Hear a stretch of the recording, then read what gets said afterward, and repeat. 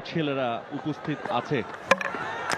এবারে সেই দুরন্তপনাকে একদমই নস্যাৎ করে দিলেন 26-এর আনন্দ থেকে।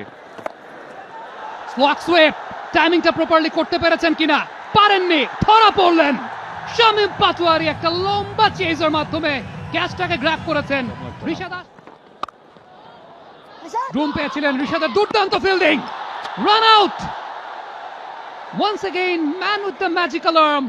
এর আগে বোলিং এ, এবারে ফিল্ডিং এ ঋষাদের অবদান, আরো একটা উইকেট।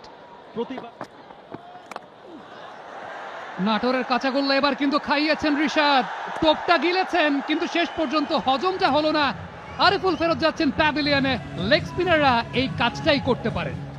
পঞ্চম বলটি এবার কিন্তু তুলে মেরেছেন, আরো একটা উইকেটের দিকে মনে হয় যাচ্ছেন রিশাদ হোসেন, এবং একেবারে সব থেকে সেফেস্ট গ্লাভস যার হাতে রয়েছে লিটন দাস, তার হাতেই কিন্তু প্রাণটা গেল। উপর দিয়ে সীমানা ছাড়া পরের বলটা এবারে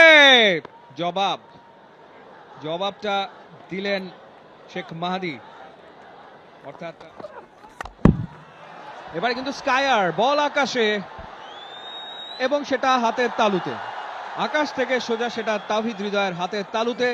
পরে ডেলিভারি নিয়ে এবারে বল, ক্লিন বল, যে ইয়র্কারের কথা বলছিলেন সামি, সেটাই ডেলিভার করলেন শরীফুল। অ্যাটেম্পটেড ইয়র্কার এবং সেটা এক্সিকিউটেড ইয়র্কার। শেষ রানটা এসেছিল এই রাকিবুলের ব্যাটে।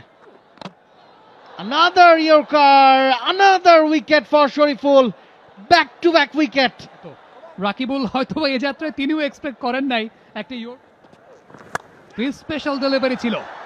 সাকলাইন কানেক্ট করতে পারেন নাই, ধরা পড়বেন। What a catch!